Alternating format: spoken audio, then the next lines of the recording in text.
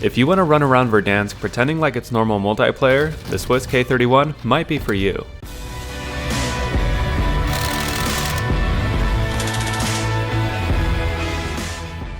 The Swiss K31 is a sniper rifle, but its properties make it closer to a marksman rifle, which is quite interesting.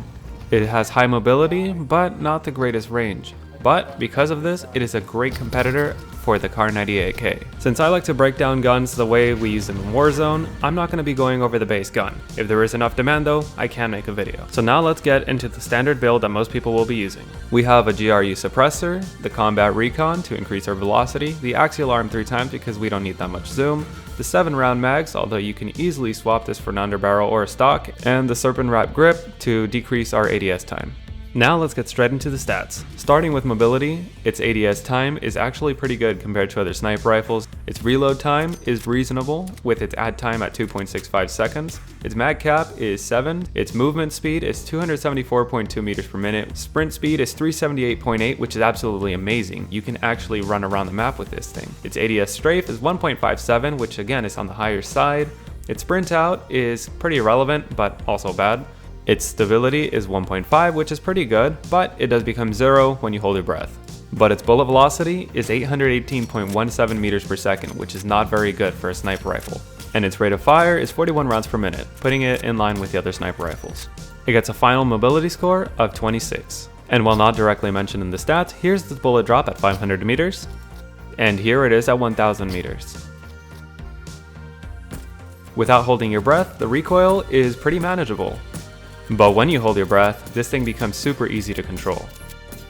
Putting these two into account, it gets a recoil score of 29. As for damage, I tried to find the drop off as best as I could, but I kept getting into small issues. So 124, that's where a drop off is. It could be before that by a few meters, but it's definitely not after. Under 124 meters, you deal 250 damage to the head, so instant down.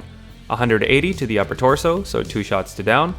104 to the lower, so 3 shots to down, and 83 to your extremities or limbs, so 4 shots to down. So, after 124 meters, things will feel pretty consistent when people have full armor. You'll still get your 1 shot down to the head, 2 shot down to the upper torso, 3 shots to the lower, and 4 shots for the limbs. When there's 2 plates or less, things may not feel the same, especially for the lower torso, since before you could down someone without armor.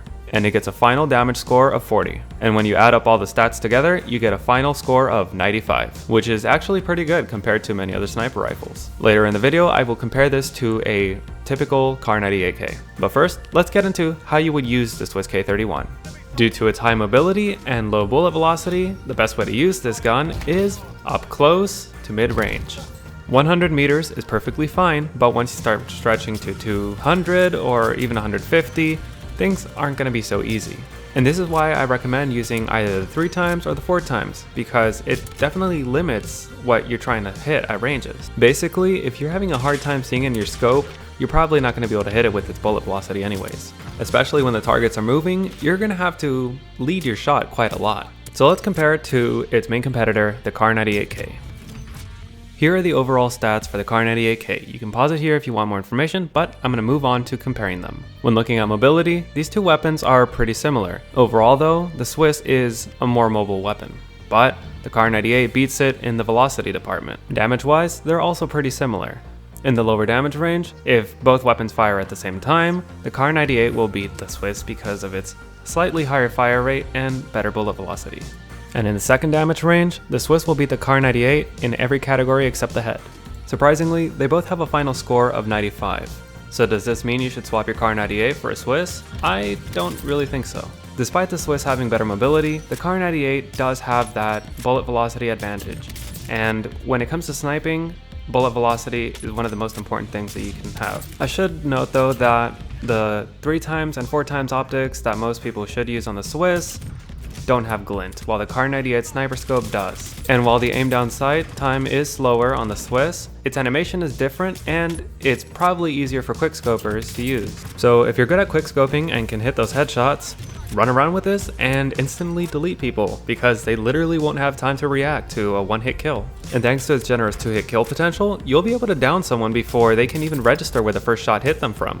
But if quickscoping's not really your thing, you can stick to the Kar98 or try the Pelington for something that feels a little more like a sniper rifle. So what do you think of the Swiss K31? Have you unlocked it yet? And if you have, how did you kit it out? And if you want to learn how to rate your guns the way I do in my videos, watch Warzone Science 1 and 2, link down in the description. And if there's any questions, topics, or ideas that you want me to cover, put them in the comments on here or Instagram, and I may get to them on a Community Wednesday video. But that's the video. If you enjoyed it or if it has helped you in any way, please leave a like. If you got any questions or comments, leave them down in the comment section down below. And if you want to make sure that you never miss another video, be sure to subscribe.